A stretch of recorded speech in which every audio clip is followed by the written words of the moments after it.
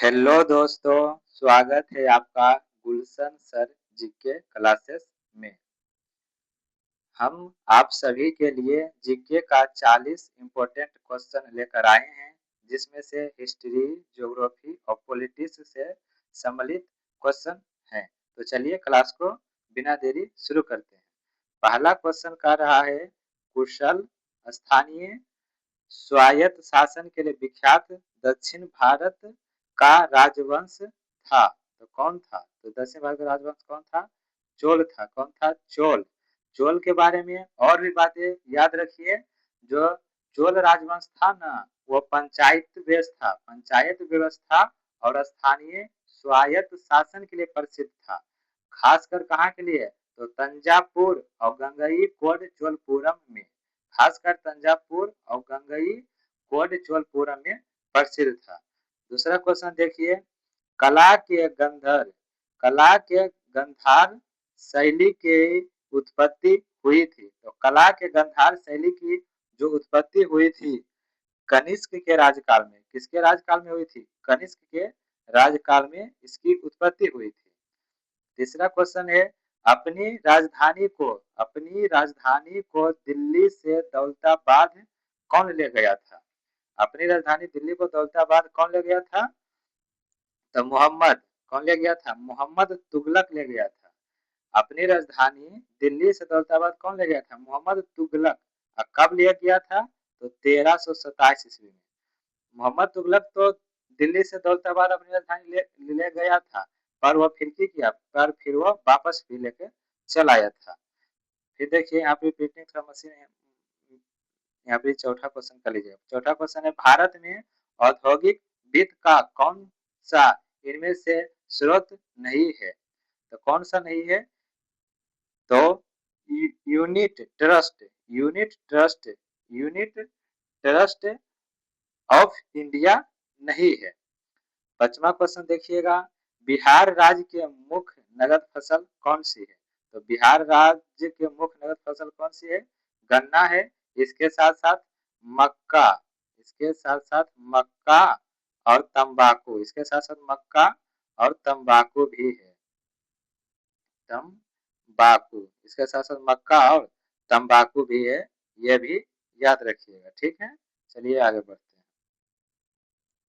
छठा क्वेश्चन है, भारत सरकार को कानूनी विषयों पर परामर्श कौन देता है?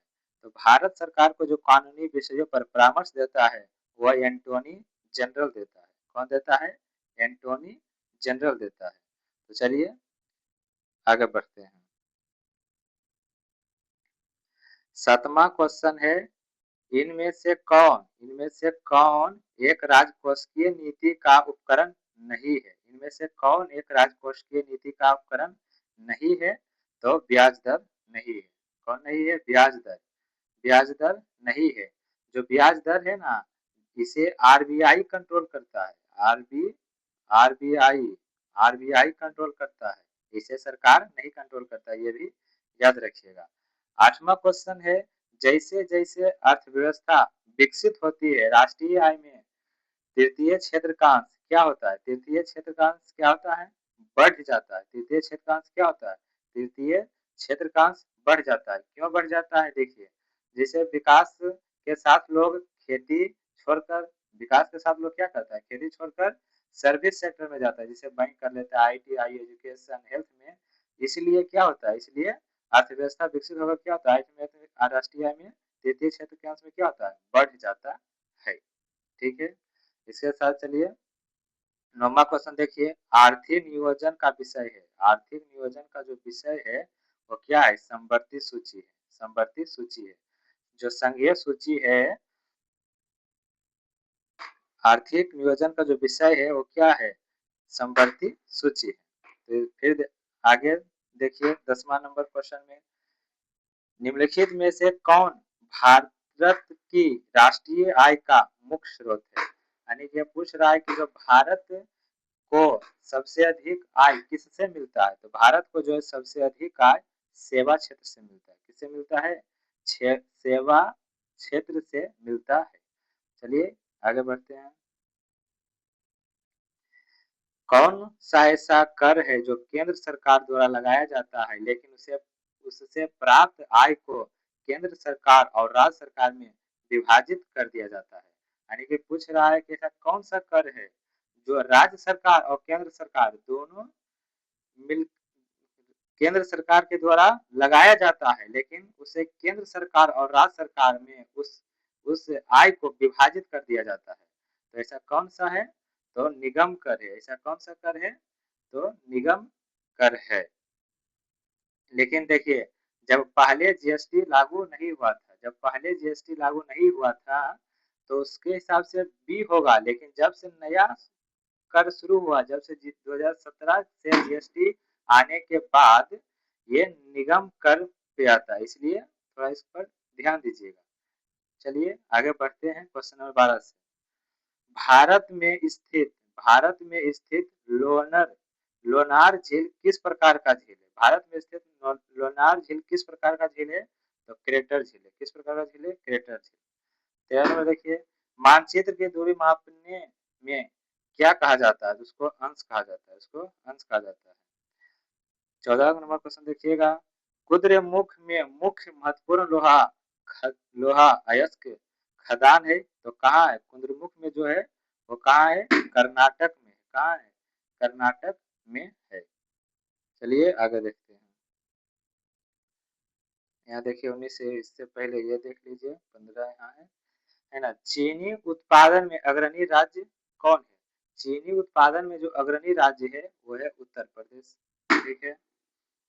अंतरराष्ट्रीय मुद्रा कोष का मुख्यालय कहाँ स्थित है? ये तो सभी जानता है कहाँ स्थित है। वाशिंगटन में। कहाँ स्थित है? वाशिंगटन में।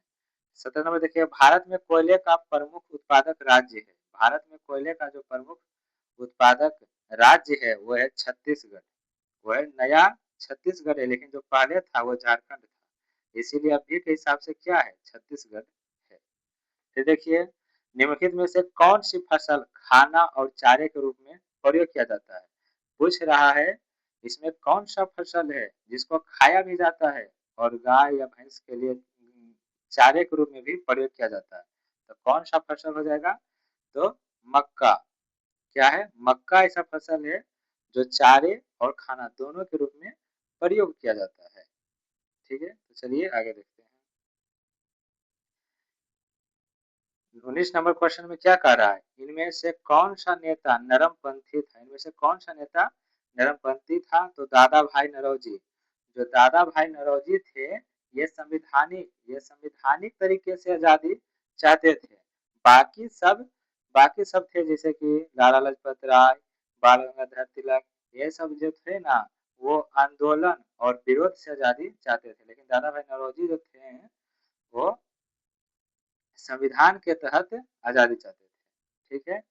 देखिए इसके बाद 20 नंबर क्वेश्चन, पूर्ण स्वराज की घोषणा के बाद प्रथम स्वतंत्रता दिवस कब मनाया गया? पूर्ण स्वराज घोषणा के बाद प्रथम स्वतंत्रता दिवस कब मनाया गया?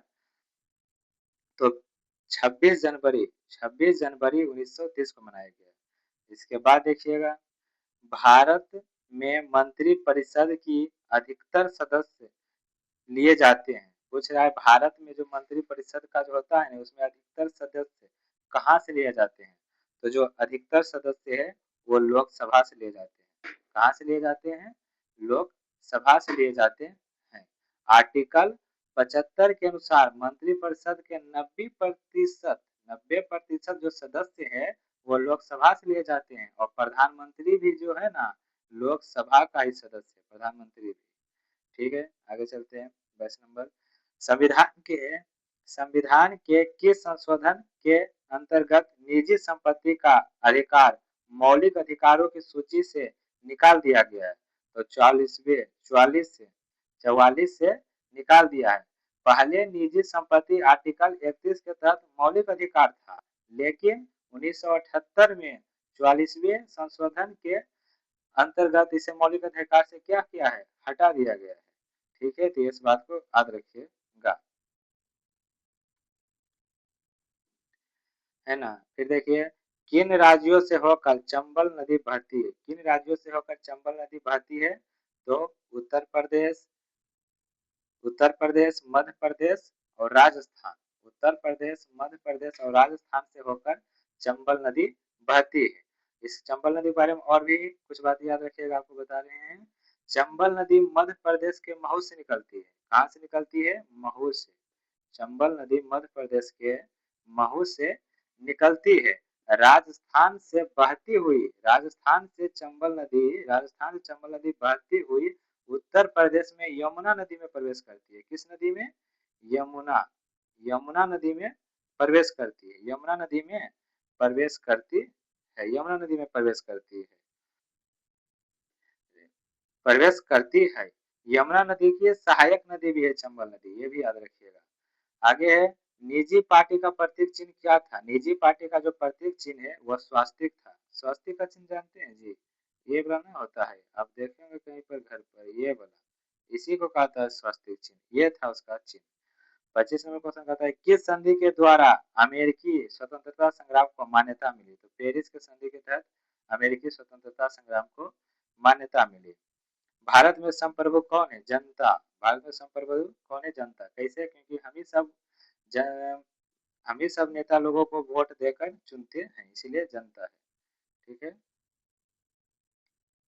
27 नंबर कह रहा है, बिहार में सर्वप्रथम नगर निगम की स्थापना कहाँ की गई थी? तो जो बिहार में सर्वप्रथम नगर निगम की स्थापना पटना में की गई थी। कब की गई थी? पटना में की गई थी। या कब की गई थी? तो 1952 में। 1952 में नगर निगम की स्थापना की गई थी। पटना बिहार की राजधानी है। और इसके बाद पटना में स्थापित होने के बाद कहाँ किया गया था? गया। गया और मुजफ्फरपुर। गया और मुजफ्फर, आप लिख लीजिएगा, हमारे पास यहाँ अधिक जगह कम पड़ जाता है, आप लिख लीजिएगा। ठीक है ना? गया और मुजफ्फरपुर। ठीक है। सीमांत गांधी किसे कहा जाता है? ये क्वेश्चन काफी इंपॉर्टेंट है और काफी बार क्वेश्चन पूछा चुका है। तो सीमांत गांधी किसे कहा जाता है? तो खान अब्दुल गफ्फर खान। खान अब्दुल गफ्फर खान को सीमांत गांधी कहा जाता है। संपत्ति के अधिकार को मौलिक अधिकार की सूची से कब हटा दिया गया? संपत्ति के अधिकार को सूची को मौलिक अधिकार की सूची से कब हटा दिया गया? 1978 में। 1978 में 44वें संविधान संशोधन के अंतर्गत 1978 के द्वारा संपत्ति के अधिकार को आर्टिकल 31 को मौलिक अधिकार से क्या किया है? हटा दिया गया है। अब ये सिर्फ कानूनी अधिकार के अंतर्गत आता है। ठीक है ना? इसके बारे में याद रखिएगा। 30 नंबर में कह रहा है कि संविधान की 8वीं अनुसूची में सम्मिलित भाषाओं में निम्नलिखित में कौन सी भाषा बोलने वाले सर्वाधिक है? कौन है? बंगला है। बंगला है। 2011 के अनुसार अगर पूछेगा ने तो हिंदी था, लेकिन इसमें हिंदी ऑप्शन तो इसमें है ही नहीं, इसीलिए बंगला है।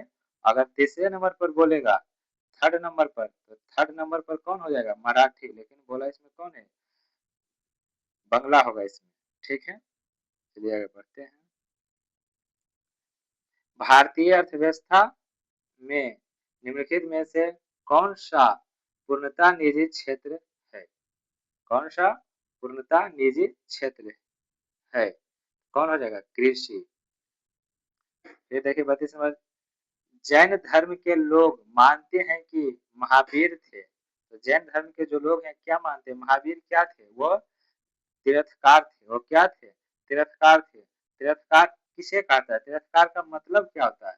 तो तीर्थकार का मतलब होता है जो संसार से परे पार कराने वाले हो। बौद्ध है ना, जो संसार से पार कराने वाले हो। बौद्ध धर्म में बुद्ध थे तीर्थकार। ठीक है। 33 नंबर देखिएगा, रोडेशिया का नया नाम है। रोडेशिया का नया नाम क्या है? तो जिम्बाब्वे है। रोडेशिया का नया नाम जिम्बाब्वे है। इसके बाद देखिएगा, निम्न में से कौन भारत के चुनाव आयोग के मुख्य निर्वाचक आयुक्त थे? तो कौन थे? S Y Qureshi. S Y Qureshi जो है भारत के चुनाव आयोग के मुख्य निर्वाचक थे। चलिए आगे बढ़ते हैं। किसने 2022 में अपने खेल जीवन से, यहाँ क्या लिखा हुआ है? खेल जीवन से संन्यास लिया। तो किसने लिया था? फेड रारा लिया था। यहाँ पे थोड़ा नहीं है तो इसको लिख लीजिएगा फेड रा रा फेडरारा। फेडरारा जो है 2022 में अपने खेल जीवन से संन्यास ले लिए थे। ठीक है, अगर देखिए प्रथम प्रथम भारतीय उपग्रह किस वर्ष अंतरिक्ष में भेजा गया था? तो किस वर्ष अंतरिक्ष में भेजा गया था? तो 1975 में। 1975 में भेजा गया था। कब भेजा गया था? 19 अप्रैल 19 अप्रैल 19 अप्रैल 19 अप्रैल 1975 में। ये भी डेट याद रखिएगा। प्रथम भारतीय उपग्रह किस वर्ष अंतरिक्ष में भेजा गया था? तो 1975 में। कब? इसका पूरा डेट 19 अप्रैल 1975 में। ठीक है, ठीक है। ये पंचायती राज प्रणाली को स्वीकार करने वाला प्रथम राज्य था। पंचायती राज प्रणाली जो है उसको स्वीकार करने वाला प्रथम राज्य कौन था? तो राजस्थान था। कब स्वीकार किया था? तो 2 अक्टूबर 2 अक्टूबर 2 अक्टूबर 1959 2 अक्टूबर 1959 को स्वीकार किया था। ठीक है, इसके बाद आता है 29 नंबर, वायुमंडल की परत जो पृथ्वी की सतह से निकटतम है तो कौन सा है? क्षोभ है। कौन सा है? क्षोभ। यहाँ क्षोभ ऐसे लिख लीजिएगा, क्षोभ। क्षोभ मंडल है। कौन सा है? क्षोभ क्षोभ मंडल क्षोभ मंडल क्षोभ मंडल। ठीक है, तो चलिए आगे देखते हैं। गोल्डन गेट कहाँ है? गोल्डन गेट कहाँ है? जो गोल्डन गेट है अभी कहाँ स्थित है? तो सैन फ्रांसिस्को में स्थित है। गोल्डन गेट कहाँ स्थित है? सैन फ्रांसिस्को में। ये 1937 में बनकर तैयार हुआ था। ये 1937 में बनकर तैयार हुआ था। कौन? Golden Gate. देखिए 40 नंबर है क्वेश्चन, औषधि विज्ञान का जनक किसे कहा जाता है? तो जो औषधि विज्ञान का जनक है हिप्पोक्रेटस हिप्पोक्रेटस है। औषधि विज्ञान का जनक कौन है? हिप्पोक्रेटस है। ये देखिए ये था 40 क्वेश्चन। आप बताइएगा आपका 40 में कितना सही हुआ है। थोड़ा अपनी वॉइस का प्रॉब्लम होगा उसके लिए माफ कीजिएगा। थोड़ा सा अभी अथी है ना, इसीलिए वॉइस का थोड़ा प्रॉब्लम हो जाता है, उसके लिए माफी चाहते हैं। आपका 40 में 40 कितना सही हुआ? 40 में 40 में कितना सही हुआ बताइएगा कमेंट करके। तो चलिए आज के लिए इतना ही। बाकी फिर अगले वीडियो में हम आप सभी के लिए इससे भी और बेहतर वीडियो लाएंगे। ठीक है, चलिए आज के लिए इतना ही।